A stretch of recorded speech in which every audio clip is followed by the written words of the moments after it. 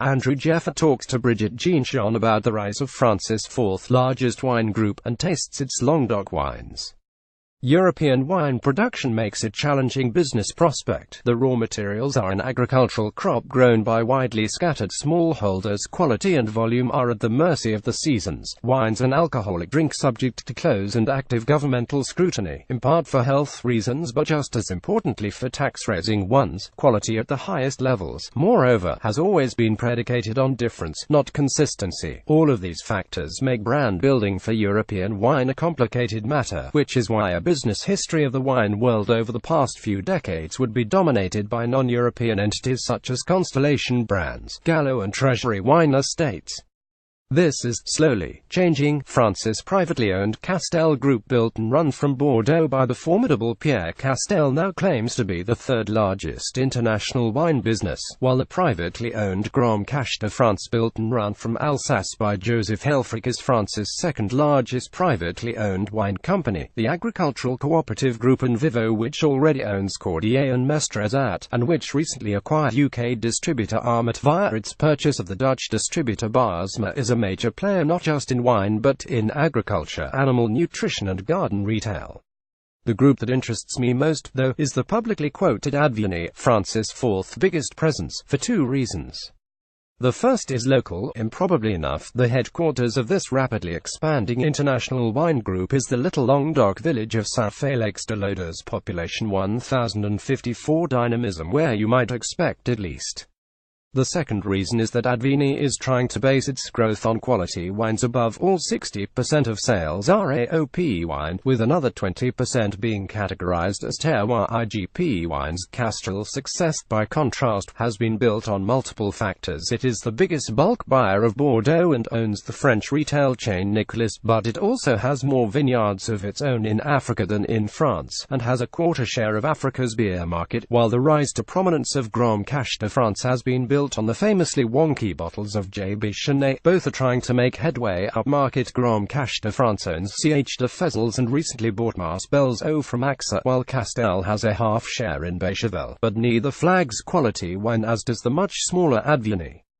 The company tends to be locally known by its former name of Jeanjean, and throughout most of the time since its founding in 1870, it has been a leading Languedoc negociant. Languedocians are not given to luxury, but they are very good at hanging on to what they have, and under Hugues and Bernard Jeanjean, company resources have been deployed in a canny acquisition and expansion program since the mid-1990s. Auger, then Clos de l'Oratoire des Papes in Châteauneuf, were the first non-Languedoc acquisitions, followed by Rigal in Cahors, Ch Gassier in Provence, Cazes in Roussillon, Antoine Mouix, and more recently the Lapalou group of properties in Bordeaux, including the notable Cru Bourgeois Ch Patache d'Aux.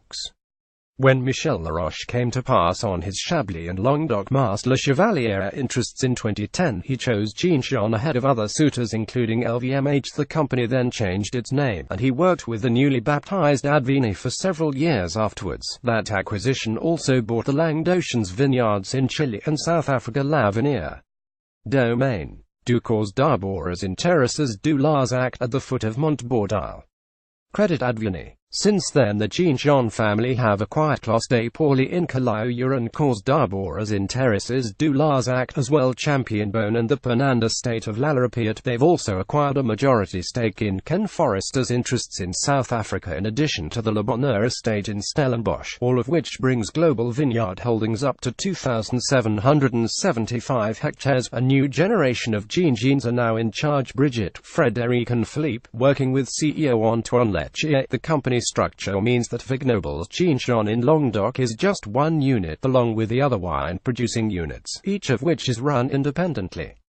I met up with Brigitte Jeanjean, the daughter of Bernard Jeanjean, earlier this summer to chat about its Languedoc vineyard division, where the company has 7 estates and 190 hectares planted altogether, with a 300 hectares total in view, including the larger old coastal property of Master Lunes in Grès de Montpellier, 1,000 hectares but only 40 hectares planted in family hands since the 1930s. She stressed the importance of vineyard ownership to the family, and said that they were always looking for good good opportunities to expand the portfolio. That, indeed, had been the main motive behind taking the group public in 1994. In addition to properties in the schist zone of Saint-Chinian Domaine du Landeron, in Forest Domaine de Fenelon and in Terraces du Larzac Causes d'Arboras, other zones they are exploring include Pic Saint-Loup, Minevoire and Corbière, and they already have a fermage rental agreement with an estate in the increasingly sought-after zone of Picpole de Pinet.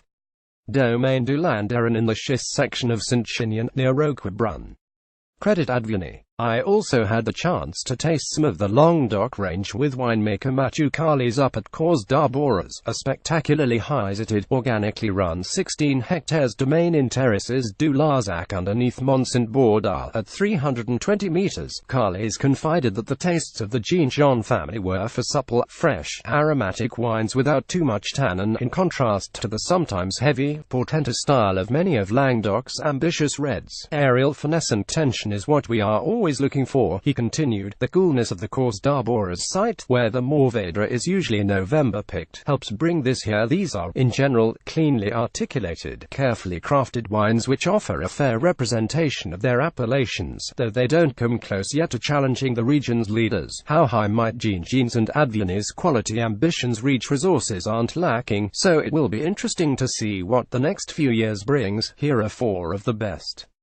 Viognier, Le Secret de Lunes, IGPOC 2016. It's hard to find poised IGP Viognier wines which show varietal style without gluiness or heaviness, but this fresh and floral example from the pebbly on clay soils of Master Lunes works well. Spice, flowers, ginger, and nothing overdone. 89-320 Blanc, Causes d'Arboras, Languedoc 2014. There's no oak used for this blend of limestone-grown Vermentino with 55% each of Roussanne and Marsanne, just a light batonnage on fine leaves in steel, and it's all the better for the pretty honey and almond scents and pear and apricot fruits with a little more almondy richness on the finish. Poised yet vinous. 89 Le Fay, Causes d'Arboras, Terraces du Larzac 2015. 2 extraordinary recent faults leave the vineyards of Causes d'Arboras as a kind of upland promontory, solded to the lower slopes of Mont Bourdal. This blend of Syrah with 20% Grenache and 10% Mourvèdre has volume and drama, fresh plum fruits qualified by root spice and hints of juniper and cade. It's lightly textured and discreetly oaked, just 1/3 of the blend in demi-moods for 10 months. 90 Massachusetts, Domaine Fenelon. Forest 2015. You first notice the attractive plum, prune and blackcurrant fruits in this blend of schist-grown Bushvine Carignan with 30% each of Grenache and Syrah. It's only later that the stony residues in the wine's elusive range become apparent, but they're what gave the wine its finishing sobriety and seriousness. 90 more Andrew Jefford columns on decanter.com.